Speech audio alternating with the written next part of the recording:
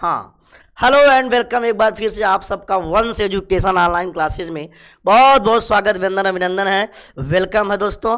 और जैसा कि आपको पता है क्लास 10th का लगभग आप सभी जो भी जहाँ भी विद्यालय में जिस भी संस्था में आप पढ़ रहे होंगे, सारी संस्थाओं में लगभग आपके चाहे math, physics, chemistry, bio, English और सस्टी वगैरह सारे जो है लगभग सिलेबस कंप्लीट हो गए होंगे। अब एकदम फाइनल टचअप आप एग्जाम की तरफ बढ़ रहे हैं और आपको अब सबसे ज़्यादा अगर किसी चीज़ की ज़रूरत है दोस्तों तो वो है केवल प्रैक्टिस की। जितना अच्छा आपकी प्रैक्टिस होगी उतना अच्छा आप नंबर गेन कर पाएंगे एग्जाम हॉल के अंदर। तो जब लगातार आप प्रैक्टिस करते हैं तो प्रैक्टिस करने से दो फायदे होते हैं। एक तो लगातार अगर आप प्रैक्टिस करेंगे तो आपका जो फार्मूला वगैरह बार बार आप रिवाइज करेंगे या जो चीज़ें आप बार बार रिवाइज करेंगे तो वो आपको एग्जाम हॉल में काम आने वाली है। और दूसरा प्रैक्टिस ये पता चल जाता है कि हम हाल के अंदर एग्जाम के अंदर इतना क्वेश्चन करना है तो इतना क्वेश्चन को अटेम्प्ट करने में हमको कितना वक्त लगेगा, ठीक है ना। और इससे भी ये भी पता चल जाता है कि अगर लगातार प्रैक्टिस करेंगे तो जो टॉपिक कहीं ना कहीं आपकी स्कूल वगैरह में छूटी रहेगी उसको भी आप जान पाएंगे, यार ये क्वेश्चन आ रहा है, इस क्वेश्चन को हम लोग अटेम्प्ट नहीं कर पाए हैं, या कोई एक क्वेश्चन हमारे सर से किसी मिस्टेक की वजह से या हो सकता है कि ध्यान में ना हो, ये टॉपिक छूट गया है, तो आराम से उसको दोबारा भी आपके पास प्रॉपर समय है, उसको आप रह करके मेंटेन करके लगातार तैयारी कर सकते हैं। तो चलिए दोस्तों, इसी श्रृंखला को हम आगे बढ़ाते हुए आज एक क्योट से हम क्लास को स्टार्ट करेंगे। तो चूंकि लगातार देखिए एग्जाम वगैरह जो कहानी होती है ना, वो एक दिन की कहानी होती नहीं है एक्चुअल में। सबसे बड़ी बात यह है कि आपको लगातार रोज डेली आप पूरे साल में लगभग लगातार मेहनत करते हैं एक दिन कॉपी लिखने के लिए। तो चलिए उसी पे एक चोट की बात करते हैं। कहते हैं दोस्तों कि यूं ही नहीं मिलती मंजिल राही को, यूं ही नहीं मिलती मंजिल राही को, एक जुनून सा दिल में जगाना पड़ता है। और मैंने पूछा चिड़िया से कि कैसे बना आशियाना तेरा, मैंने पूछा चिड़िया से कैसे बना आशियाना तेरा, तो बोली भरनी पड़ती है उड़ान बार बार और तिनका तिनका उठाना पड़ता है। जी हाँ दोस्तों, बहुत सुंदर क्योट है। यानी कि एक दिन में मेहनत नहीं दोस्तों कामयाब होती है, लगातार आपको प्रयास करना पड़ता है, लगातार आपको रेगुलरली प्रैक्टिस करनी पड़ती है, तब जाके कहीं आपका एक अच्छा नंबर आ पाता है। तो चलिए इसी श्रृंखला में आगे बढ़ते हुए हम लोग आज स्टार्ट करने जा रहे हैं क्लास 10th की मैथमेटिक्स। मुझे आप जानते हैं, मुझे आप पहले से मेरी क्लास वगैरह आप लिए होंगे। तो मेरा नाम प्रमोद कुमार है और मैं स्पेशली मैथमेटिक्स पढ़ाता हूँ। जी, मैथ पढ़ाता हूँ मैं आपको स्पेशली, उसमें कोई दिक्कत नहीं है। और मैथ में अगर आप देखे होंगे तो आप जाएंगे तो इस क्लास के अंदर अगर आप इस प्लेलिस्ट में जाएंगे वंश एजुकेशन ऑनलाइन क्लासेस में, तो प्लेलिस्ट में मेरी कुछ वीडियो डली हैं, उसको आप देख करके अंदाज़ा लगा सकते हैं। बाकी कुछ दिन अब हम लोग लगातार प्रैक्टिस करेंगे और प्रैक्टिस के थ्रू अब लगभग आपका कंप्लीट भी हो गया है। तो हम लगातार मैं आपको मॉडल सेट उपलब्ध करा रहा हूं। आज मैं क्लास 10th के लिए फर्स्ट मॉडल पेपर ले करके आपके सामने उपस्थित हुआ हूं और फर्स्ट मॉडल पेपर यहाँ से हम लोग सॉल्व करेंगे। अगर वीडियो ज़्यादा लंबी होगी तो हम इसको 2 पार्ट में कर देंगे, कोई दिक्कत नहीं है। इसी तरह इस चैनल पर इस चैनल पर आप जाएंगे तो आपको सारे सब्जेक्ट की प्रैक्टिस आपको मिलेगी। जैसे आज मैं मैथ करा रहा हूँ, आपको हिंदी भी मिलेगी, फिजिक्स, केमिस्ट्री, बायो, ये सारे प्रैक्टिस कराई जाएगी। सब अपना एक एक मॉडल सेट लेकर आएंगे, हमारे पूरी एक्सपर्ट टीम आपके साथ काम करने वाली है। लगातार हम आपका जब तक एग्जाम नहीं होता हम लगातार आपके साथ जुड़े रहेंगे, लगातार प्रैक्टिस आपके बीच में कराई जाएगी। तो चलिए विलम्ब ना करते हुए हम आपका फर्स्ट क्वेश्चन आप बोर्ड पर पढ़िए और इसको हम एक एक क्वेश्चन आपके सामने सॉल्व कराएंगे। जी, तो चलिए फर्स्ट क्वेश्चन आप देखिए, कह रहे हैं कॉलम ए को कॉलम बी से सुमेलित कीजिए ना, क्या करिए, सुमेलित कीजिए। जी, तो हमको क्या करना है, इसको सुमेलित करना है। अब ये वाला कॉलम तो देखिए लिखा नहीं है, लेकिन मैं एक एक क्वेश्चन आपके सामने है, समझ रहे हैं ना।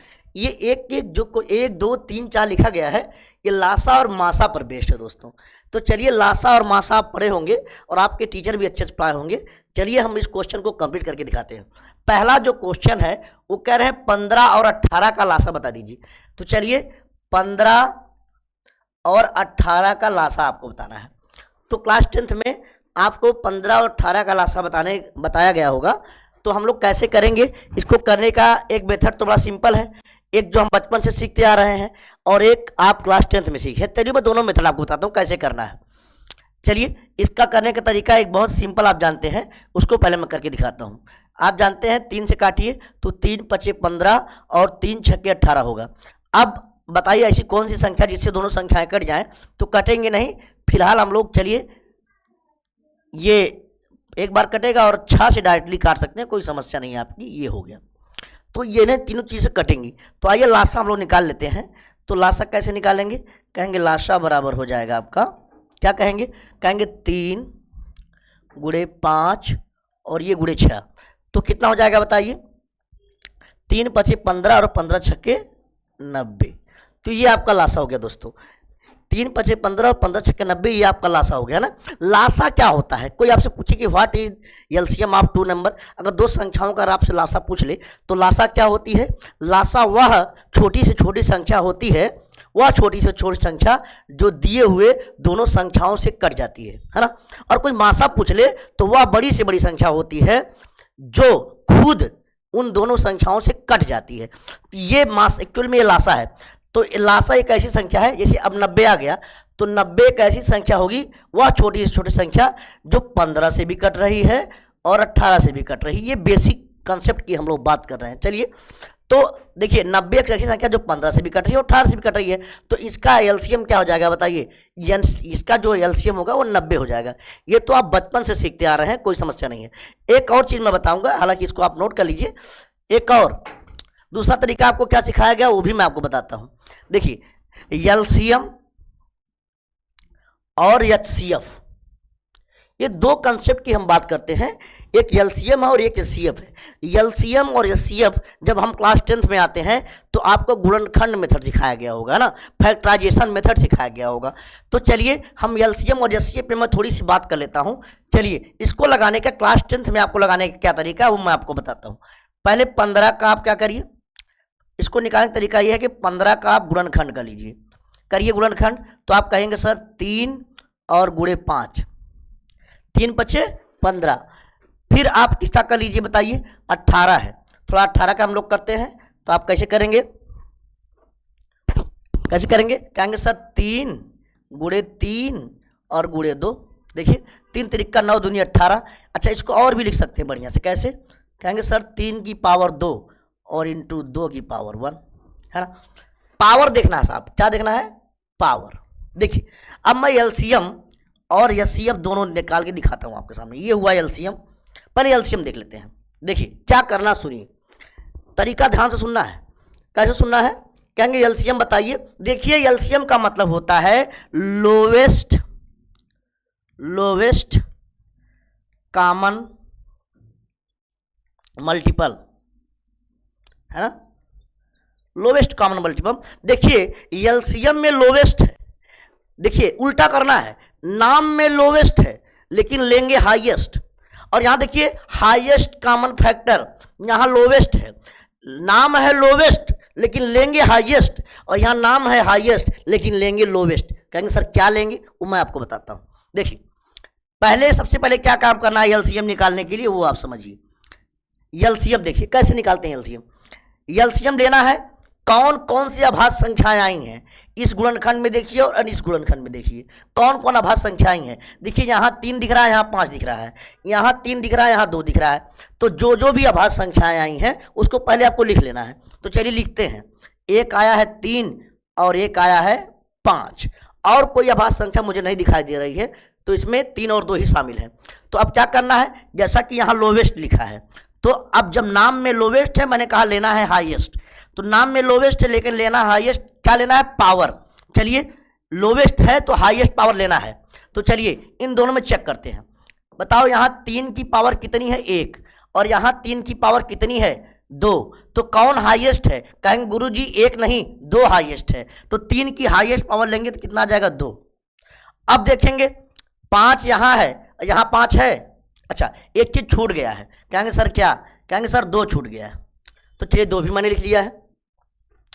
अब कहेंगे देखिए यहाँ 5 है लेकिन यहाँ 5 नहीं है, तो 5 यहाँ नहीं है, तो यहाँ 5 अपने मन से जोड़ लेते हैं, 5 की घात 0। भाई नहीं है तो घात 0 है, तो 5 की घात 0। अब आप कहेंगे सर इसमें 2 नहीं है, तो इसमें भी 2 जोड़ लेते हैं, 2 की घात 0। मैं केवल समझाने के लिए लिख रहा हूँ।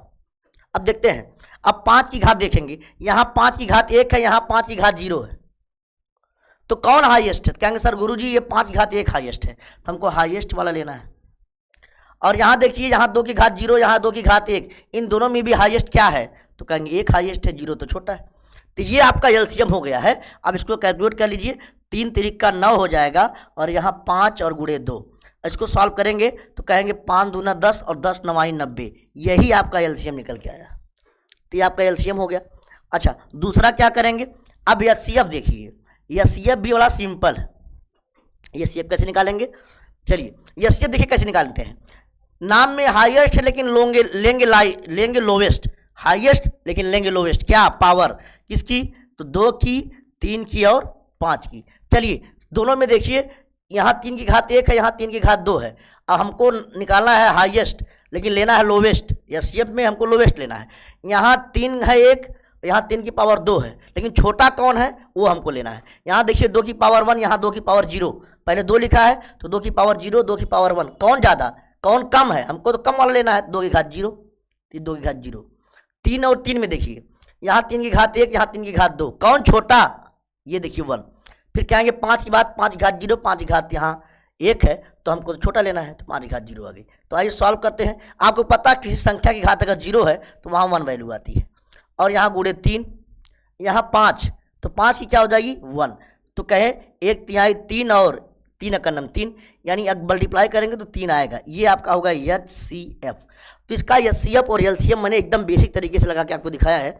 ये है तरीका करने का गुणनखंड मेथड का, ठीक है ना। हालांकि मैं क्वेश्चन को थोड़ा ज़्यादा टाइम ले लिया, कोई बात नहीं है, एक क्वेश्चन समझाने में लगा है, बाकी क्वेश्चन को हम डायरेक्टली उड़ा देंगे। चलिए, तो उम्मीद करते हैं बात समझ में आ गई होगी। एक और जो हम लोग कभी कभी और शार्ट करना है तो उसका भी तरीका मैं आपको बताता हूँ। और शार्ट कर सकते हैं कैसे, कहेंगे साहब 15 है और 18, इनका अगर आपको एलसीएम निकालना है तो बताइए सबसे बड़ी संख्या कौन है इसमें, कहेंगे सर 18। 18 का हमको मल्टीपल चाहिए, 18 का ऐसा मल्टीपल करना है कि कट जाए दोनों से। चलिए कहेंगे 18 का अगर 18 करेंगे तो 18 15 से कटेगा नहीं, 36 करेंगे तो भी 15 से नहीं कटेगा। इसका डबल करिए, 18 नहीं कट रहा तो डबल करिए 36, 36 में नहीं कट रहा है, ट्रिपल करिए 54, 18 3 54 तभी नहीं कट रहा है। 4 बार करिए 18 चौक 72 तो भी 15 से नहीं कटेगा। 18 5 90 करिए, 18 5 90, देखिए अब ये कट जाएगा, 18 5 90 और 15 6 90, तो यानी दोनों से कट रहा है, इसका एलसीएम यही हो जाएगा। तो ये भी एक तरीका है करने का, ठीक है, कोई बात नहीं। तो चलिए पहला वाला क्वेश्चन हमने सामने लगाया, इसका लासा क्या है बताइए, इसका लासा आ गया 90, ठीक है। करें 15 और 18 का मासा, तो मासा भी अभी आपको सामने मैं लगा के दिखाया हूँ, कितना आया है 3। करें 18 और 24 का मासा बताइए, तो चलिए 18 और 24 का मासा, 18 24 का मासा आप भाग विधि से लगा लीजिए। तो चलिए लगाने का तरीका भी आपको पता है, लेकिन मैं भाग विधि से, आप पढ़े होंगे यूक्लिड डिवीजन लेमा पहले पढ़ा जाता था, उस विधि से भी लगा सकते हैं और सिंपल तरीके से भी लगा सकते हैं। एक मासा निकालने का 2 तरीका मैंने बताया, एक तो पहले मैं बता दिया, एक और अभी अब बता रहा हूँ। क्या करना है, 24 में 18 से डिवाइड करिए, 18 आपका नम 18, 14 में से 8 जाएगा तो 6 बचेगा, यहाँ 18 काटिए, 6 3 18 आ गया 0। जहां पर कट के 0 आ जाए उसी का जो भाजक, ये भाजक जो लास्ट वाला भाजक है, लास्ट वाला डिवाइजर जो है, उसी को हम लोग कहते हैं एचसीएफ, है ना। क्या कहते हैं एचसीएफ, यानी ये 6 एक ऐसी संख्या है जो, ये 6 एक ऐसी संख्या है जो इसको भी काटेगी और इसको भी काटेगी। तो इसका मासा क्या हो जाएगा बताइए 6, ठीक है। तो आइए कह रहे हैं कि 18 और 24 का लासा, अब लासा फिर पूछ ले रहे हैं, तो 18 और 24 का लासा देखिए कैसे निकालेंगे। डायरेक्टली करने का तरीका क्या है वो भी मैं आपको बताता हूं। जैसे बड़ा संख्या क्या है 24, 24 का डबल करिए 48, 3 बार करिए, 24 3 कितना हो जाता है 72 ना, 72। बताओ क्या 48 18 से कटेगा, नहीं कटेगा, 72 18 से कटेगा, हाँ बिल्कुल कट जाएगा भाई साहब। तो ये हो गया आपका एलसीएम, सिंपल। बड़ी बड़ी संख्या का मल्टीपल लीजिए, 1 गुना 2 गुना 3 गुना 4 गुना 5 गुना ऐसे बढ़ाते जाइए। एक ऐसा समय आएगा जब वो संख्या जो हम बार बार मल्टीपल कर रहे हैं वो पहली वाली संख्या से भी कट जाएगी, तो जहाँ दोनों संख्याएं, जब दोनों संख्याएं इसको काटने लगेंगी वही उसका लासा हो जाता है। तो ये लासा हो गया भैया, 72 लासा आ गया। क्या आ गया, लासा 72 आ गया है। उम्मीद करते हैं तो आपको समझ में आ गया होगा। चलिए इस तरीके से हमने पहला क्वेश्चन कंप्लीट किया है, लेकिन लासा मासा का कंसेप्ट मैंने आराम से पढ़ाया है। आराम से बता भी दिया है, इसको आप एक बार रिवाइज करके देखेंगे तो आपको पूरा बात समझ में आ जाएगा। चलिए, तो अब हम बढ़ते हैं नेक्स्ट क्वेश्चन पे जी। कह रहे निम्नलिखित में अपरिमेय संख्या होगी। चलिए, इसमें अपरिमेय संख्या छाटना है, तो ऐसी संख्या जिसे हम p बटा के q के रूप में लिख दें वो परिमेय होती है, और जिसको ना लिख पाए वो अपरिमेय होती है। तो चलिए, जैसे एक लिखा है कड़ी में 25, क्या लिखा है कड़ी में 25। अब अगर कड़ी में 25 का मान अगर आप निकालेंगे तो क्या आएगा, 5 आएगा। क्या आएगा, 5। अब ये पॉजिटिव है तो इसका मान 5 ही आएगा। अब प्लस माइनस अगर आप निकाल लिखना चाहें तो लिख सकते हैं, लेकिन ये प्लस है तो प्लस का -5 ही आएगा, उसमें कोई दिक्कत नहीं, +5 ही आएगा। तो ये 5 आ गया, 25 का वर्गमूल 5 आ गया, और उसका बट्टा हम 1 कर सकते हैं। देखिए, p बटा q का रूप हो गया, तो p बटा q का रूप हुआ, इसका मतलब ये क्या है, ये हो गया परिमेय संख्या। क्या हो गया, परिमेय संख्या। वैसे कड़ी में 81 है, 81 को आप जानते हैं किसका वर्गमूल है, 9 का, तो ये भी 9 बटा 1 कर सकते हैं, तो ये भी परिमेय हो गया। अब 5 बटा 3 है, ये तो ऑलरेडी परिमेय संख्या है। क्या है भैया, परिमेय संख्या, इसमें कोई दिक्कत नहीं है, p बटा q के रूप में है। अब बच्चा क्या कह रहे हैं, लास्ट वाला बताइए, 5 प्लस कड़ी में 3, इसको बताइए, इसको कैसे करेंगे, तो बताइए, ये है आपकी यही, यानी ये परिमेय, ये परिमेय, ये परिमेय, तो यही आप परिमेय, यानी चौथा वाला ऑप्शन आपका करेक्ट ऑप्शन हो जाएगा, ये ऑप्शन आपका करेक्ट आंसर हो जाएगा। ठीक है, तो उम्मीद करते हैं आपको पूरा बात समझ में आई होगी, तो ये आपका आंसर हो गया। चलिए, बेहतरीन तरीके से समझ में आ गया होगा। अच्छा, अगर जिन बच्चों को ना समझ में आए वो ऐसे आप समझिए। देखिए, पहले क्या लिखा हो, पहले लिखा हो परिमेय संख्या, क्या लिखा हो, परिमेय संख्या। बाद में क्या लिखी हो, अपरिमेय संख्या। क्या लिखी हो, अपरिमेय संख्या। पहले परिमेय संख्या हो और बाद में अपरिमेय संख्या हो। अब उसके बीच में चाहे प्लस लगा दें, चाहे माइनस लगा दें, और चाहे गुणा लगा दें, चाहे हम लोग भाग लगा दें। ठीक है, पहले परिमेय, ऐसा नहीं है कि पहले परिमेय होगी, कभी भी परिमेय और अपरिमेय भी हो सकती है। तो पहले परिमेय संख्या हो, बाद में अपरिमेय संख्या हो, उसके बीच में प्लस लगा हो, माइनस लगा हो, गुणा लगा हो, भाग लगा हो, वो रहेगा, उसका रिजल्ट मिला जुला के क्या आना है, वो हमेशा कैसी संख्या रहेगी भाई साहब, वो हमेशा रहेगी अपरिमेय संख्या। ठीक है, समझ गए होंगे। तो अब मैं आपको एग्जाम्पल करके दिखाता हूं। जैसे परिमेय संख्या, जैसे 3 क्या है, एक परिमेय संख्या है, और कड़ी में 2 क्या है बताइए, ये एक अपरिमेय संख्या है ना। अब इसको करेक्ट करके हम बताते हैं। देखिए, अब चाहे कोई बोले 3 प्लस कड़ी में 2, 3 माइनस कड़ी में 2, 3 कड़ी में 2, या 3 बटा कड़ी में 2। देखिए, प्लस माइनस गुणा और भाग, ये चारों के चारों संख्याएं अगर आपसे कोई पूछे तो आंख बंद करके आपको क्या जवाब देना है, अपरिमेय संख्या। राइट है, समझ गए होंगे उम्मीद है। तो चलिए नेक्स्ट क्वेश्चन बढ़ते हैं। कह रहा है समीकरण 5x माइनस 3y बराबर 5x माइनस 3y बराबर 2 में यदि x बराबर 1 है तो y का मान बता दीजिए। तो चलिए, बहुत सिंपल सवाल है, इसको लगा के दिखाते हैं हम लोग। क्या लिखा है बताइए, कह रहे हैं 5x माइनस 3y बराबर 2 में क्या रखना बताओ। कह रहे हैं x का मान क्या रख दीजिए, 1 रख दीजिए। तो जहाँ जहाँ x है वहाँ वहाँ 1 रख के y का मान हम लोग निकाल लेंगे। तो चलिए, 5 और x की जगह क्या रखना है, 1 माइनस 3y बराबर कितना आ जाएगा, 2। चलिए इसको सॉल्व करते हैं। 5 का नम 5 हो जाएगा, और माइनस ये 3y, और बराबर कितना हो गया, 2। सही है। अच्छा, इसको देखिए, थोड़ा देखिए, हम क्या कर रहे हैं, इस 2 को इधर लाते हैं, या छोड़ दीजिए, ऐसे कर लीजिए, माइनस 3y बराबर, इधर 2 है और 5 को इधर ले जाइए तो -5 हो जाएगा, है ना। ये प्लस उधर गया तो -5, और सॉल्व करेंगे तो माइनस 3y बराबर ये -3 हो जाएगा, है ना। तो देखिए, माइनस से माइनस उड़ा दीजिए। ठीक है, क्या बचा, अब फाइनली जो बचा है वो बचा है 3y बराबर 3। तो y का मान जब हम निकालेंगे तो 3 गुणा में है, इधर आएगा भाग में, और 3 बटा 3 जब काटेंगे तो क्या आंसर आएगा, 1। तो कहीं अगर ऑप्शन में 1 दिख रहा है तो बिल्कुल सही दिख रहा है, ये आपका 1, ये ऑप्शन आपका बिल्कुल करेक्ट आंसर हो जाता है। ठीक है ना। तो चलिए हम बढ़ते हैं नेक्स्ट क्वेश्चन की तरफ। ठीक है, अब कह रहे हैं कि 2 रैखिक समीकरण दिए हैं। 2 रैखिक समीकरणों में a1x b1y c1 बराबर 0 और a2x plus b2y plus c2 बराबर 0। इसमें कह रहे हैं कि यदि इन समीकरण का कह दिया कोई हल नहीं है, क्या कह रहे हैं, अगर कोई हल नहीं है तो बताओ कौन सा कंडीशन सेटिस्फाई होगा। तो चलिए आपको पढ़ाया गया होगा टोटल 3 कंडीशन। कितनी कंडीशन? किसी प्लेन के अंदर दो संख्याएं किसी प्लेन के अंदर 2 रेखाएं केवल 3 तरीके से हो सकती हैं। कैसे?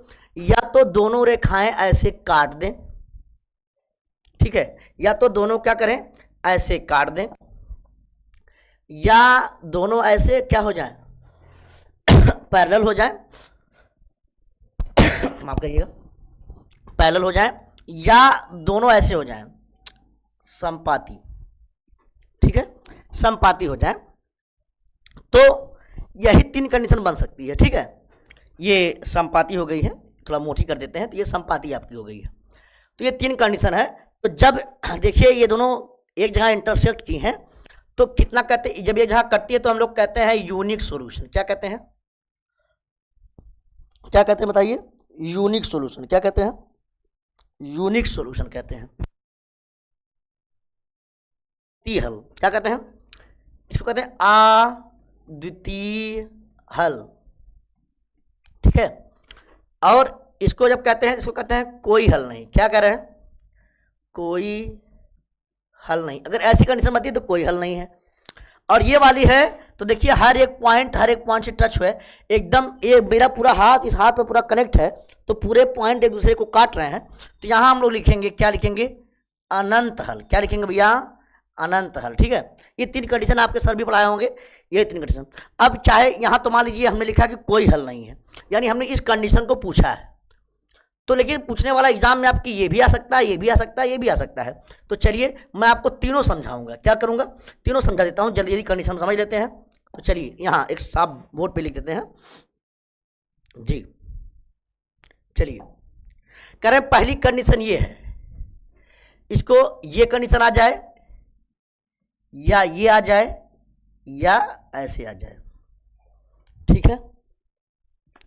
तो कह रहे हैं अगर ऐसे कंडीशन आ जाए तो कैसे सॉल्व करेंगे समस्या को, थोड़ा देखते हैं। इसको हम लोग कहते हैं, इसको कहते हैं हम लोग प्रतिच्छेदी रेखा। क्या कहते हैं? प्रतिच्छेदी रेखाएं। इसको क्या कहते हैं? समांतर रेखाएं। क्या कहते हैं? समांतर रेखाएं। और इसको क्या कहते हैं? इसको कहते हैं भाई साहब समपाती। क्या कहते हैं? समपाती रेखाएं। समपाती रेखाएं, ठीक है।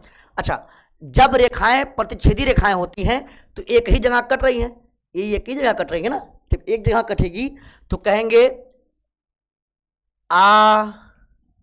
अद्वितीय हल। अद्वितीय हल का मतलब होता है एक ही होगा, दूसरा कोई नहीं होगा, इसके अलावा दूसरा नहीं है। अद्वितीय हल अंग्रेजी में बोलना चाहें इसी को हम लोग कहते हैं यूनिक सॉल्यूशन। क्या बोलते हैं? Unique solution. और समांतर अगर रेखाएं हैं तो बताओ दोनों लाइन कटते रही हैं, कहीं कट ही नहीं रही है, कहीं टच ही नहीं कर रहे हैं, कितना भी बढ़ा दीजिए। तो यहां हम लिखेंगे समांतर अगर रेखाएं हैं तो हम कहेंगे कोई हल नहीं है। और यहां देखिए एक दूसरे के ऊपर भाई साहब चढ़ गई हैं, एक दूसरे के ऊपर, और यानी इसके सारे पॉइंट एक दूसरे को कट कर रहे हैं, इसीलिए इसको हम लोग क्या लिखेंगे बताइए? इसको हम लिखेंगे अनंत। क्या लिखेंगे? अनंत हल, ठीक है। अब मैं आपको लिख रहा हूं, अब मान लेते हैं यहां पर अगर आपको दे दिया जाए a1x b1y प्लस c1 बराबर 0, एक समीकरण ये दे दिया रेखा का, दूसरा दे दे a2x plus b2y plus c2 बराबर 0। ये आपको रेखा के 2 समीकरण अगर आपको दे दिए जाए तो कौन कौन सी कंडीशन आपको बनेगी? तो सबसे पहले आपको क्या निकालना है वो आपको समझिए। सबसे पहले आप क्या करिए, पहले आपको यही पहला दोनों निकालना है, इन पहले दोनों का अनुपात लेना है। a1 बटा a2 निकालिए और बराबर b1 बटा b2। पहले आपको क्या करना है? a1 बटा a2 निकालना है और b1 बटा b2 निकालना है। जब a1 बटा a2 और b1 बटा b2 आप निकालेंगे तो या तो वो दोनों बराबर आएंगे या तो बराबर नहीं आएंगे। अगर बराबर नहीं आए, भाई दो ही हो सकता है, या तो बराबर आएंगे या तो बराबर नहीं। मान लेते बराबर नहीं आए, तो अगर बराबर नहीं आए, ऐसे बराबर नहीं आया, तो तो अगर बराबर नहीं आया तो सवाल वहीं समाप्त हो जाता है, आगे आपको लगाने की जरूरत नहीं है। अगर पहले दोनों बराबर नहीं आए तो तुरंत ये समझ जाना है वो रेखाएं प्रतिच्छेदी रेखाएं हैं और केवल एक ही सॉल्यूशन है। तो अगर रेखाएं प्रतिच्छेदी हैं और यूनिक सॉल्यूशन की बात करेंगे तो ये कंडीशन लगती है। दूसरा पे आइए, कहेंगे ये तो तब जब बराबर नहीं है तो वहीं कलम हटा लेना है, तुरंत बढ़ना ही नहीं आगे। और जब बराबर आ जाए यानी a1/a2 निकालें और ये बराबर आ जाए b1/b2 के। जब a1/a2 b1/b2 के बराबर आ जाए तो तुरंत आपकी ये मजबूरी बन जाती है कि आप c1/c2 निकालिए। अब जब c1/c2 निकालेंगे, c1/c2 निकालेंगे, ध्यान से सुनिए मैं क्या कर रहा हूं। पहले a1/a2 निकालिए तो दो कंडीशन बनेगी, या तो वो बराबर होंगे या तो बराबर नहीं होंगे। a1/a2 अगर b1/b2 के बराबर आया या बराबर नहीं आया तो यूनिक सॉल्यूशन, और अगर बराबर आ गया तब आपको c1/c2 निकालना है। और जब c1/c2 निकालेंगे तो यहां भी दो कंडीशन लगेगी, या तो c1/c2 इन दोनों के बराबर आएगा या तो बराबर नहीं आएगा। तो मान लेते हैं अगर बराबर नहीं आया तब रेखाएं समांतर होंगी और कहेंगे भैया कोई हल नहीं। और मान लेते हैं कि अगर a1/a2 बराबर आ गया b1/b2 के और तीसरा वाला भी बराबर आ गया c1/c2 के, यानी तीनों बराबर आ गए, तब कहेंगे रेखाएं समपाती हैं, रेखाएं कोइंसिडेंट लाइन है और इसको हम लोग कहेंगे अनंत हल कहेंगे। ठीक है, तो या तो एग्जाम में पक्का है कि 100% संभावना तो नहीं कह सकते हैं, लेकिन 80 से 90% जरूर उम्मीद होती है कि ये इसमें से कभी कभी ये दोनों में से या तो ये वाली तीनों कंडीशन पूछ लिया जाता है। तो आपको ये तीनों याद रखना चाहिए। ठीक है, बहुत बहुत धन्यवाद। तो चलिए, उम्मीद करते हैं आपको समझ में आया होगा। तो चलिए इसको आप लोग कर लीजिए, तो बाकी हम लोग अब आप समझ ले, अब तो तीनों क्वेश्चन आपको समझ में आ गया होगा। तो चलिए, हाँ एक सेकेंड, हाँ थोड़ा सा ये रहा आपके सामने क्वेश्चन। तो चलिए देखते हैं कौन सा क्वेश्चन सही हो सकता है। तो अब बताओ यहाँ पूछा क्या है। पूछा हमसे ये है कि कोई हल नहीं, तो पहले हमको कोई हल कब नहीं मिलेगा, जब a1/a2 बराबर नहीं होगा b1/b2 के। ये कंडीशन बन रही है। देखिए a1/a2 बराबर नहीं हो b1/b2 के, ये चीज यही फॉलो होता है। ठीक है ना। अच्छा, यहाँ एक चीज और दिया है कि a1/a2 बराबर नहीं है b1/b2 के, does not equal to c1/c2 के। देखिए मेरी बात सुनिए, ये दोनों कंडीशन सही है, इसमें कोई दिक्कत नहीं है। क्योंकि अगर a1/a2 बराबर b1/b2 नहीं मिले और a1/a2 बराबर b1/b2 मिली तो c1/c2 को तो हम चेक ही नहीं करते भाई साहब। c1/c अगर ये दोनों बराबर नहीं है तो c1/c2 बराबर हो और चाहे ना हो तब भी रेखाएं क्या रहेंगी, उसका कोई हल नहीं मिलेगा भाई साहब। इसी कंडीशन को रहिए, रेखाएं समांतर रहेंगी। तो चाहे ऑप्शन में ये आए और चाहे आए, दोनों कंडीशन सही, इसमें कोई दिक्कत नहीं है। ठीक है ना। चलिए यहीं पर एक और क्वेश्चन छोटा सा है, आप पढ़ रहे होंगे, पढ़िए। करें द्विघात समीकरण इतना के मूलों का योगफल होगा। बताइए, मूलों का योगफल आपको निकालना है। तो आप पढ़ के आए होंगे अल्फा प्लस बीटा बराबर होता है -b/a, है ना। ये पढ़ के आए होंगे आप लोग। तो मूलों का योगफल निकालना है तो अच्छा b क्या होता है, b जो होता है वो यक्स का कोफिशिएंट होता है। तो यहाँ यक्स का कोफिशिएंट -4 है। तो चलिए हम लोग रखते हैं, ये -4 हो गया। और करें कि c क्या होता, अच्छा a क्या होता है, a जो होता है वो यक्स स्क्वायर का कोफिशिएंट होता है, यानी गुणांक होता है। यानी जो b है वो यक्स का गुणांक होता है और जो a होता है वो एक्स स्क्वायर का गुणांक होता है। तो यहाँ क्या है 4, क्या है 4। तो माइनस माइनस क्या हो जाएगा बताइए, ये प्लस हो गया, यानी 4/4, और इसको काटेंगे तो आंसर 1 आ जाएगा। तो ये आपका आंसर बिल्कुल सही है। तो ऑप्शन में कहीं 1 दिख रहा है जी, ये ऑप्शन में आपको 1 दिख रहा है, यही आपका बिल्कुल परम सत्य आंसर है जी। नेक्स्ट क्वेश्चन बढ़ते हैं। करें द्विघात समीकरण 2x² - 4x + 3 = 0 के बारे में निम्न कथनों पर विचार कीजिए। कह रहे हैं दिए गए समीकरणों के विविक्तर 0 से कम है। क्या कह रहे हैं, 0 से कम। 0 से कम का मतलब जो विविक्तर है, विविक्तर क्या हो रहा है पता ये समझ लीजिए। जो डिस्क्रिमिनेंट यानी विविक्तर जो होता है वो बी स्क्वायर माइनस 4ac क्या होता है, डी बराबर होता है, वो होता है बी स्क्वायर माइनस 4ac, है ना, बी स्क्वायर माइनस 4ac होता है। तो बी का, इसको निकाल लेते हैं हम लोग, बी का मान बताइए, बी क्या है बताइए, यहाँ -4 का होल स्क्वायर, -4 गुणे ए का मान है 2 और सी का मान कितना भैया 3। सॉल्व कर लीजिए, 4 चौके 16 हो जाएगा, 4 चौके 16 माइनस 4 दूनी 8 त्रिक 24, 4 दूनी 8 त्रिक 24, इसको सॉल्व करेंगे तो -8 आएगा। तो बताओ जो डी है, बताओ जो -8 है, -8 तो लेस देन 0 है, यानी अगर मैं बात करूं अर्थात क्या कह सकते हैं, डी जो है वो 0 से क्या है, कम है। तो पहला ऑप्शन यही तो कह रहे हैं कि दिए गए समीकरण के विविधकर 0 से कम है, तो बिल्कुल ये परम सत्य बात है, सही बात है, ये सही है। समीकरण के कोई मूल वास्तविक नहीं है। देखिए जब डिस्क्रिमिनेंट 0 से छोटा हो जाता है तो उसके जो मूल आते हैं वो वास्तविक नहीं होते हैं। कक्षा 10 में तो यही बता दिया था, उसका कोई हल ही नहीं है। हल नहीं का मतलब है उसके वास्तविक मूल नहीं है, उसके काल्पनिक मूल हैं। तो यहाँ मैं कह सकता हूँ कि इसका कोई वास्तविक हल नहीं, तो यह स्टेटमेंट भी बिल्कुल सही स्टेटमेंट है।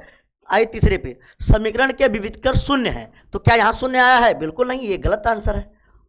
कह रहे समीकरण के मूल वास्तविक हैं, तो भाई जब वो पॉजिटिव आता या 0 आता तब ना वास्तविक होते, तो ये भी सही गलत है। तो अब सवाल में क्या पूछ रहे हैं, कह रहे निम्नलिखित प्रश्नों में से सही उत्तर का चयन कीजिए। तो कह रहा पहला कह रहे हैं पहला और दूसरा सही है, तो हाँ बिल्कुल पहला और दूसरा सही है ना। कह रहे हैं पहला और चौथा नहीं, ये गलत है। तीसरा चौथा ये भी गलत है, और केवल एक सही है, ये भी गलत है, 2 ऑप्शन सही है। तो ये आपका पहला आंसर जो सही है, क्या है, पहला और दूसरा सही है, यही आंसर आपका बिल्कुल परम सत्य आंसर है, इसमें कोई डाउट नहीं है। तो चलिए हम बढ़ते हैं नेक्स्ट क्वेश्चन की तरफ। चलिए कह समांतर श्रेणी 10 7 4 का 20वां पद बताइए। आप पढ़े होंगे एक फार्मूला, एक श्रेणी लिखिए, बताइए। कह रहे 10 है, 7 है, 4 है और ऐसे डाट डाट करके दिया है। तो ये बताइए 10 में से 7 जाएगा 4, 10 में से 3 जाएगा तो 7, 7 में से 4 जाएगा तो 3। तो आप यहाँ से देखेंगे एक समांतर श्रेणी बन रही है। ये एपी का क्वेश्चन है दोस्तों। तो चलिए इसमें कैसे फार्मूला निकालते हैं, क्या बोला है बताइए। 20वां पद निकालना है, तो हम पढ़ते हैं ए एन बराबर, हमको फार्मूला पढ़ाया गया होगा, ए एन बराबर होता है A plus N minus 1 into D. तो अगर यहाँ पर हम A20 निकालेंगे, A20 जो होता है इसे कम कर दीजिए तो हो जाता है ए प्लस 19D, है ना। यहाँ से ए का मान बताइए, ए यही 10 वाला जो पहला पद वो ए है, और अंतर देखिए डी बराबर क्या है बताओ 7। अच्छा डी का क्या फार्मूला होता है A2 माइनस A1, तो 7 माइनस 10 करेंगे तो -3 निकल के आएगा। तो यहाँ रख लेते हैं, ए का मान है 10, सही है, ए का मान है 10 और 19 है, 19 गुणे डी का मान है -3। तो सॉल्व कर लीजिए, 10 प्लस 19 3 57 कितना हो जाता है, 19 3 57 और -57 के साथ, तो 57 में से 10 घटाएंगे तो -47 आ जाएगा, और यही आपका 20वां पद का आंसर है। तो a plus N minus 1D करके फार्मूले से आप लोग पढ़ाया गया होगा, इससे आप निकाल सकते हैं। तो अगर आप देखें ध्यान से तो कहीं -47 दिख रहा है, हाँ बिल्कुल ये -47 यही आपका बिल्कुल अप्रोप्रिएट आंसर है, इसमें कोई डाउट नहीं है। अब उम्मीद करते हैं इसको आप वीडियो को पॉज करिए, नोट करिए, और उसके बाद हम लोग नेक्स्ट क्वेश्चन सॉल्व करते हैं। तो चलिए उम्मीद करते हैं इसको आप पास करके नोट कर लिए होंगे, इसको नोट कर सकते हैं। उसके बाद मैं आपको यहीं पर सॉल्व कराऊंगा नेक्स्ट क्वेश्चन। चलिए क्वेश्चन देखिए, बिंदुओं 5,0 और -12,0 के बीच की दूरी बताइए।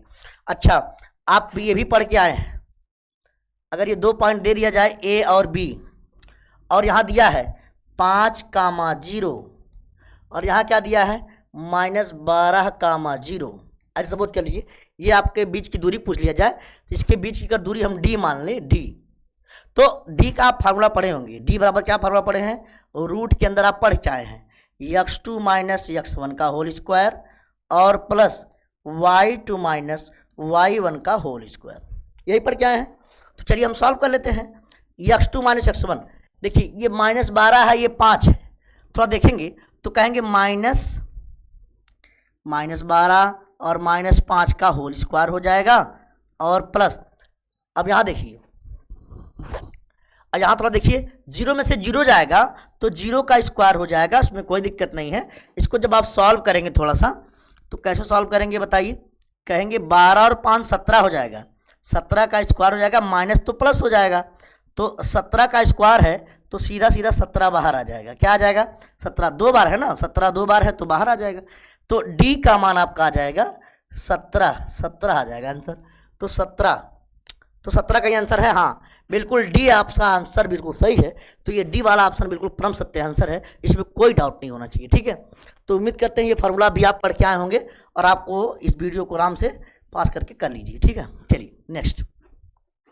यहीं पर एक क्वेश्चन और दे रहे हैं, कह रहे हैं बहुपद 3x² + 5x - 2 के शून्यकों का योगफल है। बिल्कुल जैसे शून्यकों का पूछ ले चाहे मूलों का पूछ ले, इसके शून्यकों का योगफल आप पढ़े हैं, अल्फा प्लस बीटा बराबर -b/a। सॉल्व कर लीजिए इसको। तो -b, माइनस हटा दीजिए इसको, चलिए माइनस लगा दीजिए। कह रहे हैं b क्या है? b जो है वो x का गुणांक है। x का गुणांक कितना है भैया? 5। अच्छा, a क्या है? x² का गुणांक है, तो हो गया 3। तो जब माइनस से मल्टीप्लाई करेंगे तो -5/3 कहाँ है ऑप्शन में? देखिए यही सी वाला आंसर बिल्कुल मैच कर रहा है, तो यही आपका बिल्कुल परम सत्य आंसर है। सी फॉर कैट बिल्कुल राइट आंसर है। चलिए नेक्स्ट बढ़ते हैं।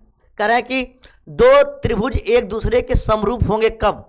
चलिए ये भी आप पढ़े होंगे, समरूप की बिल्कुल बेसिक परिभाषा से सवाल बना है, आप समझिए क्या कह रहे हैं। दो त्रिभुज एक दूसरे के समरूप होंगे कब समरूप होंगे? तो देखिए दो त्रिभुज एक दूसरे के कब समरूप होते हैं, उसके लिए दो कंडीशन होनी चाहिए। पहला तो ये है कि दो त्रिभुज, देखिए इधर मेरी बात सुनिए, अगर मैं कहूं त्रिभुज ABC अगर समरूप है, त्रिभुज PQRK दो त्रिभुज हैं समरूप अगर कब होंगे, तो कह रहे हैं उस पहला तो कंडीशन ये है उसके संगत कोण बराबर हो। क्या हो? पहला ये है कि उसके संगत कोण क्या हो? पहला कंडीशन संगत कोण बराबर हो। दूसरा कंडीशन ये है कि संगत भुजाएं क्या होनी चाहिए? समानुपाती होनी चाहिए ना, समानुपाती हो, संगत भुजाएं समानुपाती हो, है ना। दो ही कंडीशन लगती है। पहला कंडीशन ये देखते हैं कि कोण बराबर हो संगत, दूसरी संगत भुजाएं समानुपाती हैं। तो क्या सवाल पूछ रहे हैं? कह रहे हैं यदि इनके संगत कोण बराबर है, हाँ सही बात है। कर यदि इनकी संगत भुजाएं समानुपाती, हाँ ये भी बात बिल्कुल सही है। तीसरा ऑप्शन कह रहे हैं ए और बी दोनों ठीक है, हाँ तो ए और बी बिल्कुल दोनों ठीक है, यही आपका बिल्कुल राइट आंसर हो जाएगा। यानी पहला भी सही दूसरा सही है, लेकिन तीसरे ऑप्शन में कह रहे हैं कि पहला और दूसरा सही है, इसका मतलब ऑप्शन सी में ए और बी दोनों सही है, यही आपका बिल्कुल परम सत्य आंसर हो जाएगा, कोई डाउट नहीं होना चाहिए आपको। कह रहे हैं साइन ए बराबर 4/5, क्या लिख रहे हैं देखिए, साइन ए बराबर 4/5 दिया है, तो tan ए का मान बताइए। तो चलिए ये भी सवाल बड़ा सिंपल सा है, कह रहे हैं साइन ए बराबर 4/5, तो चलिए क्या दिया है बताओ। साइन ए बराबर, ये हो गया ऊपर वाला, साइन ए बराबर लिखा है 4/5, अच्छा 4/5 दिखा है। अच्छा साइन ए बराबर 4/5 है, तो आप बताइए साइन बराबर क्या होता है? साइन का अगर अनुपात में देखेंगे तो लंब बटा कर्ण का अनुपात होता है। किसका होता है? लंब और कर्ण का अनुपात होता है।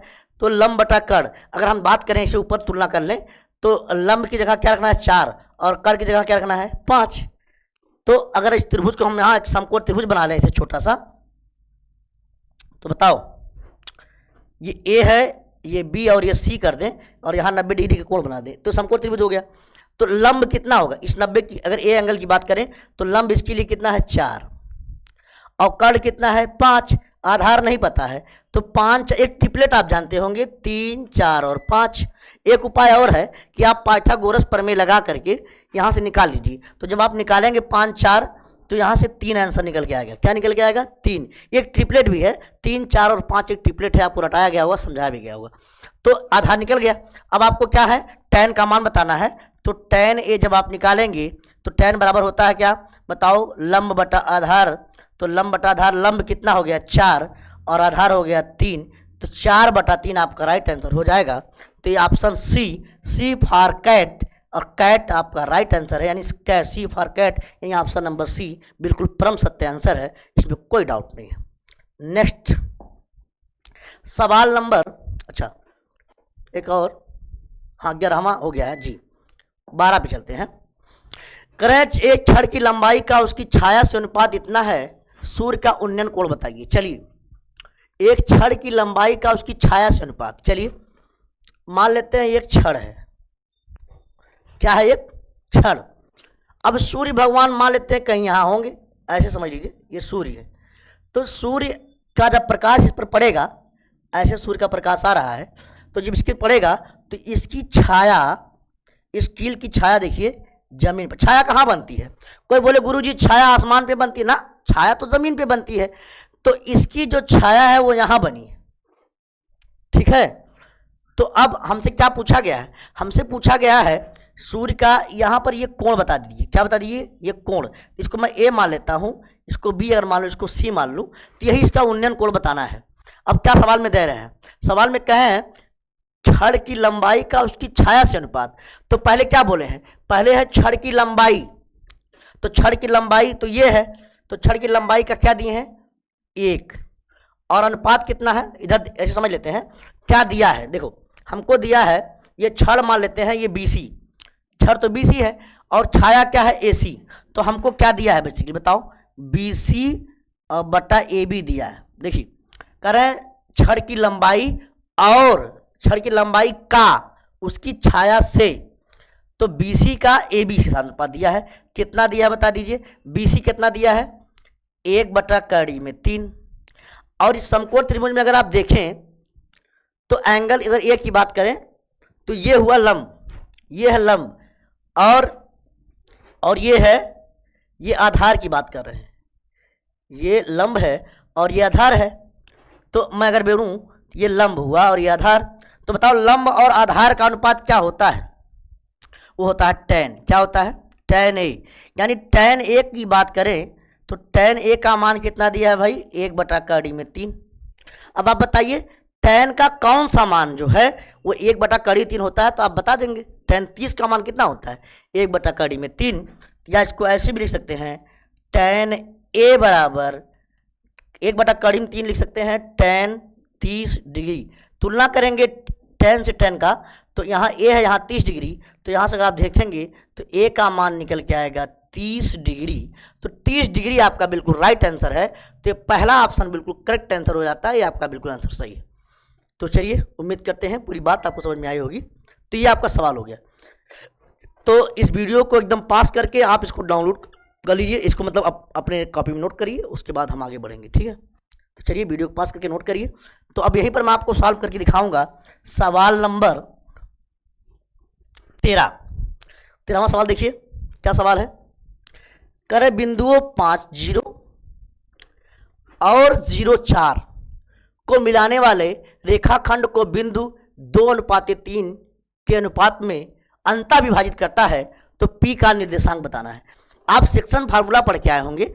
सेक्शन फार्मूला जो होता है, कह रहे हैं कि मान लेते हैं ये कोई रेखा है A और ये B, और यहाँ कोई पॉइंट C है। हाँ यहाँ कोई पॉइंट थोड़ा सा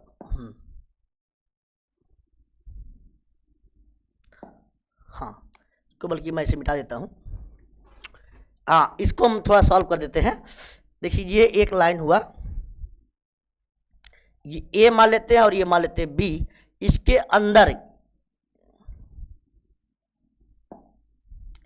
अंदर एक पॉइंट है, इसको मैं मान लेता हूँ ये C। क्या पॉइंट है? C। उसके अंदर एक पॉइंट है, और इसका जो है x1 और y1 दिया है कोऑर्डिनेट। इसका कोऑर्डिनेट है x2 और y2, और इस C वाले का जो है वो x, y है। तो और मान लेते हैं A से C का दूरी जो m है, और C से B जो है वो n है ना। तो ये अनुपात कैसे निकालते हैं वो आप फार्मूला जानते हैं। तो आप पढ़ के आए हैं x बराबर होता है m1, या ऐसे पढ़े होंगे mx2 plus nx1 by m plus n, ये पढ़े होंगे। और एक y का पढ़ के आए होंगे my2 plus ny1 by m plus n। ये है दोनों निकालने का फार्मूला, आप पढ़ के आए होंगे, है ना। ये फार्मूला पढ़ के आए होंगे। और कह रहे हैं कि यहाँ, लेकिन यहाँ अनुपात दिया है, तो कह रहे हैं P का निशांक, यही P का निशांक बताना है। तो यहाँ पर सवाल बिल्कुल वही है, लेकिन यहाँ सवाल थोड़ा अलग दे दिए हैं। कह रहे हैं कि ये पॉइंट दिया है, ये कह रहे हैं 5,0 है, और दूसरा कह रहे हैं कि ये 0,4 है, और इसके अंदर कोई पॉइंट, ये मान लेते हैं ए है और ये मान लेते हैं बी, इसके अंदर कोई पॉइंट दे रहे हैं पी, है ना। और पी का हमको बताना है कोऑर्डिनेट, यानी कोऑर्डिनेट बताना है, निर्देशांक बताना है एक्स और वाई का, और अनुपात दिया है, ये दिया है 2:3। तो यही फार्मूला लगाना है। तो एक्स का मान क्या निकलेंगे बताओ, ये पहले यम है एन है, तो कहेंगे 2 और x2, तो 2 × 0 प्लस 3x1, 3 × 5, और इसको भाग देना है 2 + 3 से। तो आप x का मान बताइए। 2 शून्य शून्य हो जाएगा, उसका काम खत्म। 3 × 5 = 15 हो जाएगा, और 15 × 3 = 2 5, काट लेंगे तो 3 आ जाएगा। तो x का मान तो 3 आ गया। और यही y का मान अगर मैं निकालूं, यहीं पर अगर मैं थोड़ा सा, हाँ, यहीं पर थोड़ा सा मैं y का मान निकालना चाहूं, तो वही फार्मूला बनेगा 2 × 4 my2 × 3 × 0, ये बीच में प्लस रहेगा, फार्मूला वही लग रहा है, प्लस 3 × 0 बटा 2 + 3। बस इसको सॉल्व कर लीजिए, यही वाला फार्मूला लगा है, आप लेना लीजिएगा। 2 चौके 8 हो जाएगा, और ये 0 हो गया 8/5। तो ये आपका आ गया y का मान। तो x और y का मान हम लोगों ने निकाल दिया है, यानी x, y अगर आप निकाल के देखेंगे तो पहला आया है 3, फिर आया है 8/5। क्या आया है? 8/5। तो ये आपका आंसर हुआ 8/5, आपका राइट आंसर है। 3 और 8/5, तो 3 और 8/5 मैं देख रहा हूँ पहला आंसर ही मैच कर रहा है, तो ये आपका बिल्कुल करेक्ट आंसर हो जाएगा, इसमें कोई डाउट नहीं होना चाहिए आपको। ये आपका आंसर बिल्कुल करेक्ट आंसर है, तो इसको आप ये आपका डार्क करिए, ये आपका बिल्कुल राइट आंसर है। ठीक है, उम्मीद करते हैं समझ में आ गया होगा। तो चलिए अब हम बढ़ेंगे सीधे नेक्स्ट क्वेश्चन की ओर। चलिए, कह रहे हैं एक वृत्त है, एक वृत्त के किसी व्यास के सिरों पर खींची गई समांतर स्पर्श रेखाओं की संख्या है। चलिए, एक वृत्त के किसी व्यास की, चलिए सुनिए, मान लेते हैं ये एक वृत्त है। क्या अभी? ये एक वृत्त है, ये एक वृत्त है, और ये सेंटर है। तो जो व्यास होता है वो सेंटर से होकर जाता है। कहाँ जाता है? सेंटर से होकर जाता है। तो अब मान लेते हैं ये ए है और ये बी है। तो कह रहे हैं कि एक वृत्त के किसी व्यास के सिरों पर, तो व्यास के सिरे कौन है? ए और बी है। व्यास के सिरों पर कह रहे हैं कि समांतर रेखाएं खींची गई हैं। तो बताओ, अगर इस पॉइंट से मैं, ये समांतर रेखा यहां से चली गई और एक समांतर रेखा यहां से चली गई, देखिए ये है ना, एक समांतर रेखा ये हुई, एक ये वाली हुई, और एक ये वाली हुई ना, यही दो समांतर रेखाएं होंगी। और अगर मैं कोई दूसरी खींचना चाहूं तो ऐसे अगर खींच दूंगा मैं, तो तिरछी हो जाएंगी, फिर समांतर नहीं रहेंगी। तो किसी व्यास में, अगर किसी व्यास को हम मान करके दो स्पर्श रेखाएं खींचे, दो व्यास के शीर्षों से, तो केवल दो स्पर्श रेखाएं खींच सकते हैं, एक ये और एक ये। तो इसका परम सत्य आंसर जो हो जाएगा वो आपका ऑप्शन नंबर बी आपका बिल्कुल करेक्ट आंसर है। एक रेखा के केवल एक समांतर ही रेखा खींच सकते हैं, एक स्पर्श रेखा के समांतर केवल एक। ठीक है, तो उम्मीद से समझ में आ गया होगा। अब एक सवाल और यहीं पर देखिए, इसको समझ गए होंगे। एक सवाल और यहीं पर आप देखिए थोड़ा सा, कह रहे हैं कि ये बताइए, कह रहे हैं जो कैप्सूल है, कैप्सूल आप खाए होंगे, कह रहे हैं कैप्सूल किसका संयोजन है, यानी इस कैप्सूल किन किन आकृतियों से मिलके बना है, ये सवाल आपसे कर रहे हैं। तो आप बताइए ना, कैप्सूल आप तो खाए होंगे, हम लोग भी खाए हैं, ऐसा नहीं है कि आप ही लोग खाए हैं। कैप्सूल अगर आप ध्यान से देखें तो ऐसा ही होता है कैप्सूल। ये कैप्सूल कुछ इस तरीके से होता है।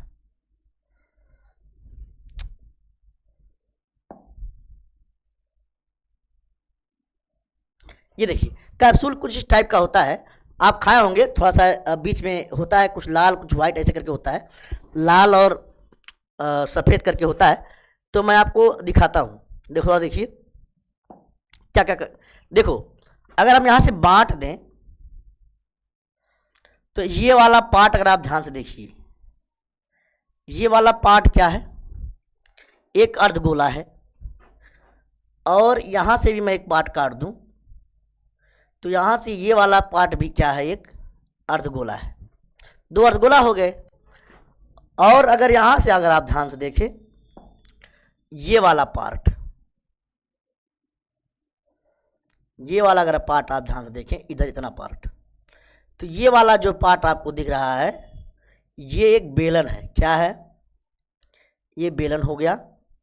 ये हो गया आपका अर्धगोला, और ये भी क्या है बताइए, ये है अर्धगोला। तो जो वास्तव में जो ये कैप्सूल है वो दो अर्धगोला लगा है साइड में और एक बेलन। तो आइए आपसे में चेक करते हैं। कह रहे हैं दो शंकुओं का, ना दो शंकु का तो नहीं है। फिर कह रहे हैं एक बेलन और दो अर्धगोलों का।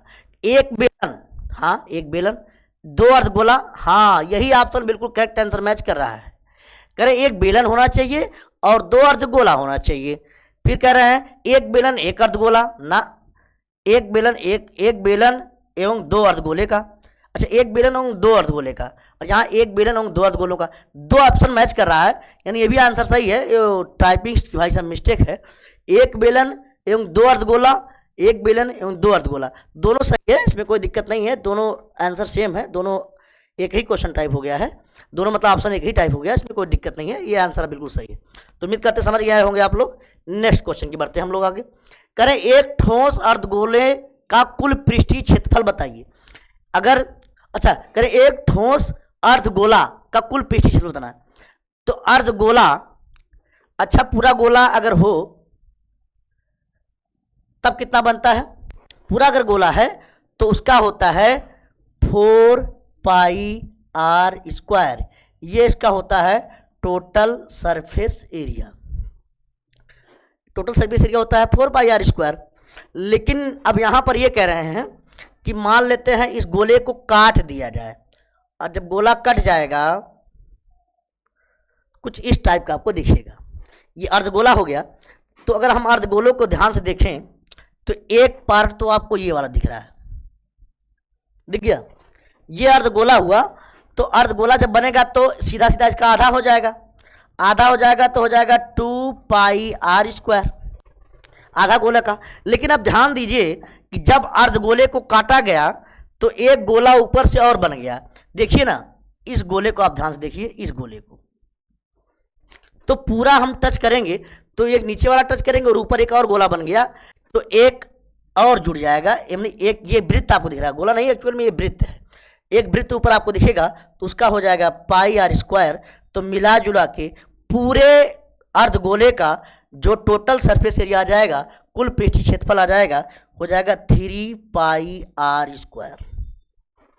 ये एग्जैक्ट में फार्मूला बनता है, आप पढ़ के आए होंगे। तो चलिए 3 पाई आर स्क्वायर, तो करें एक ठोस अर्धगोले का कुल पृष्ठीय क्षेत्रफल हो जाएगा 3 पाई आर स्क्वायर। तो ये बी वाला आंसर आपका बिल्कुल परम सत्य आंसर बन जाएगा। और उम्मीद करते हैं ये पूरी बात आपको बेहतरीन तरीके से समझ में आ गई होगी, ठीक है ना। अब यही दूसरा सवाल थोड़ा समझ लेते हैं। करें निम्नलिखित आंकड़ों की माध्यिका बताइए। माध्यिका का मतलब होता है जो मध्य में हो, और माध्यिका निकालने का आपके सर लोग आपको ट्रिक भी बताए होंगे। क्या बताए थे ट्रिक? कहे थे अगर माध्यिका का नाम जब भी आप सुनिए तो जो भी डाटा दिया है उसको पहले आरोही या अवरोही क्रम में लिख लीजिए, और उसके बाद जो बीच वाला टर्म आएगा वही आपका माध्यिका कहलाएगा। तो चलिए लिखा है। अच्छा देखिए, बड़ा बढ़िया सेट करके दिया है, इसमें कुछ बुद्धि लगाना ही नहीं है। थोड़ा देखिए ना, करें 2 3 4 5 6 और 7, बड़ा सिंपल क्वेश्चन है। तो अब इसको बताओ, अरेंज करने की जरूरत नहीं है, ये ऑलरेडी अरेंज है, ये ऑलरेडी अरेंज है। तो इसको निकालने का तरीका यही सिंपल है कि बताओ बीच में कौन आ रहा है। 2 ठो इधर निकाल दें, 2 ठो इधर निकाल दें, तो बीच में कौन बच रहा है? तो बीच में अगर आप ध्यान दें तो बीच में देखिए यही 4 और 5 बच रहे हैं, यानी बीच में क्या बच रहे हैं? 2 पद बच रहे हैं, 4 और 5। तो इन दोनों का आधा, भाई 4 5 के बीच में कौन संख्या आएगी? तो 4 और 5 के बीच की संख्या उसके बीच में होती है। तो 4 5 9 और बटा 2 माने कितना? 4.5। ये डायरेक्ट करने का तरीका मैंने बताया है, क्योंकि ऑप्शन में करना है आपका 20 क्वेश्चन कक्षा 10 में 20 क्वेश्चन तो एमसीक्यू आएगा, तो वहाँ तो केवल आपको सॉल्व करना है और गोला भर देना है। तो डायरेक्टली आप ऐसे, अगर एक पद आता तो वही आंसर हो जाता, लेकिन 2 टर्म मिलेंगे उनको जोड़ के आधा कर देना, वो आपका आंसर बन जाएगा। तो 4.5 आपका बिल्कुल आंसर करेक्ट हो जाएगा। तो ऑप्शन डी आपका बिल्कुल परम सत्य आंसर है। अब एक सवाल और यही कह रहे हैं, तो पहले इसको आप नोट कर लीजिए, फिर इसको मैं हटा देता हूँ। चलिए, उम्मीद करते हैं इसको आप नोट कर चुके होंगे। तो ये आपका क्वेश्चन मैंने हटा दिया है, तो इसको भी मैं हटा देता हूँ। तो अब यहाँ थोड़ा सॉल्व कर लेते हैं जी, ज़्यादा होच-पोच हो जाएगा पूरे बोर्ड के अंदर। करें 1 से 9 तक की प्राकृतिक संख्याओं का समांतर माध्य बता दीजिए। तो 1 से 9 तक संख्याओं का कैसे समांतर माध्य बताएंगे, सबको जोड़ना पड़ेगा। कहेंगे 1 यहाँ लगा रहे हैं, इस सॉल्यूशन को यहाँ कर रहे हैं, क्या करें 1 + 2 + 3 कहाँ तक, कह रहे हैं साहब 9 तक। कहाँ तक, 9 तक। इनको जोड़ करके समांतर माध्य बताना है। तो समांतर माध्य x बराबर क्या होता है, यक्स बार को लिखते हैं समांतर माध्य से, इसका होता है आंकड़ों का योग। क्या होता है, आंकड़ों का योग बटा आंकड़ों की संख्या। अब इसको आप जोड़िए थोड़ा सा। जब आप इसको जोड़ेंगे तो जोड़ने का तरीका बड़ा सिंपल है। देखो मैं आपको बता देता हूं, अगर 1 + 2 + 3 ऐसे करके n संख्याओं का निकालने का फार्मूला बने, उसको निकालते हैं n + 1 बटा 2, एक फार्मूला होता है ना, इससे भी निकाल सकते हैं। लेकिन मैं आपको तरीका बताऊंगा। 9 है ना, बताओ 9, सबका जोड़ बता रहे हैं, 10 बार बता रहे हैं डायरेक्टली। 9 हो गया, टोटल संख्या है 9। 9 से बड़ी संख्या क्या होती है, 10, और उसका आधा कर दीजिए। कैसे निकालते हैं, जितना दिया जाए वो संख्या, 9 संख्या है उससे एक बड़ी संख्या 10, तो उनका आधा कर लीजिए। तो काट लीजिए, 2 का 2, 2 × 5 = 10, तो टोटल आ जाएगा, ये अभी हम जो निकाल, टोटल कितना आ जाएगा, 9 × 5 = 45। कितना आ जाएगा, 45। तो अगर आप इसको जोड़ेंगे, मेरे कहने का मतलब यही है, इसको अगर आप जोड़ लीजिए तो टोटल आएगा ऊपर 45। कितना आ जाएगा, 45। और कुल संख्याएं कितनी है, 9। काट लीजिए, 9 × 5 = 45, तो आपका समांतर माध्य निकल के आ जाएगा 5। और कहीं अगर आपको आंसर 5 दिख रहा है तो बिल्कुल सही आंसर है, ये आपका बिल्कुल राइट आंसर हो जाएगा। तो उम्मीद करते हैं समझ में आया होगा। अच्छा, ये आप नोट कर लीजिए। उसके बाद मैं एक नेक्स्ट क्वेश्चन की तरफ बढ़ता हूँ, लास्ट क्वेश्चन यही है। कह रहे हैं कि एक अधिवर्ष में, अच्छा अधिवर्ष को हम अंग्रेजी में कहते हैं लीप ईयर। क्या कहते हैं भैया, लीप ईयर। क्या कहते हैं, लीप ईयर। अधिवर्ष को हम लोग कहते हैं लीप ईयर। लीप ईयर में करें एक अधिवर्ष में 53 सोमवार प्राप्त करने की प्रायिकता बताइए। तो इसको लगाने का तरीका तो बड़ा बेसिक से मैं बता सकता हूं, ऐसा नहीं है, लेकिन मैं आपको इसमें जब कभी सोमवार पे या अधिवर्ष पे जब कभी दिन की प्रायिकता पूछेगा, है ना, कि अधिवर्ष दे देगा या सामान्य वर्ष पूछ लेगा, तो केवल 2 ही क्वेश्चन बनते हैं और दोनों का आंसर बिल्कुल हमेशा फिक्स होता है। देखिए मैं आपको लिख के बताता हूँ, 2 क्वेश्चन बनेंगे। कहेंगे या तो वो देंगे अधिवर्ष, क्या देंगे, कहेंगे या तो वो अधिवर्ष पे सवाल पूछेंगे या वो पूछेंगे सामान्य वर्ष पर। किस पर पूछेंगे, सामान्य वर्ष पर। 2 ही तरीके क्वेश्चन लगभग मैंने जहाँ तक देखा है, जब भी क्वेश्चन बनेंगे दिन की प्रायिकता पूछेंगे तो उसमें 2 ही क्वेश्चन बनते हैं, या तो वो क्वेश्चन अधिवर्ष का रहेगा या तो वो सामान्य वर्ष का रहेगा। तो आपको सामने जब एक क्वेश्चन आए तो बिल्कुल केवल शब्दों पे जाना है, अधिवर्ष दिया है कि सामान्य वर्ष दिया है। अगर अधिवर्ष दिया है, अधि माने होता है अधिक, अधि माने क्या होता है, अधिक, तो बस बुद्धि नहीं लगाना है, केवल जो मैं बता रहा हूं उसको करना है। कहेंगे सर क्या बता रहे हैं, तो बता रहा हूं सुनिए। अगर सामान्य वर्ष पूछे तो हमेशा प्रायिकता, ऐसे लिख देता हूं मैं, 1 मिनट। हाँ, सामान्य वर्ष पूछे तो प्रायिकता हमेशा क्या जवाब देना है, 1/7। क्या जवाब देना है, हमेशा 1/7 ही आंसर देना है। सामान्य वर्ष में 1/7 फिक्स आंसर। और कहें अधिवर्ष, अधि माने एक तो ज्यादा अधिक वाला लेंगे, तो अगर सामान्य पूछे तो 1/7 और अधिवर्ष का पूछे तो 2/7, बस हो गया आंसर। यही आपको ढूंढना है। तो आपको जब भी पेपर में आए तो जैसे ये सवाल आए मुस्कुराइए धीरे से और सबसे पहले उसी को ठीक कीजिए। कैसे मुस्कुराना है, आपकी सबके अलग अलग तरीका होता है मुस्कुराने का। सवाल देखिए, केवल देखना अधिवर्ष सामान्य वर्ष, सामान्य वर्ष 1/7, अधिवर्ष 2/7। कभी भूल भी जाएं तो अधिवर्ष माने जो अधिक वाला रहेगा, अधिक वाला 2/7 और सामान्य वाला 1/7। तो आइए यहां अधिवर्ष की बात कर रहे हैं तो 2/7 बिल्कुल परम सत्य आंसर दिख रहा है, तो ये आप आंसर टिक करिए और मुस्कुरा के आगे बढ़िए।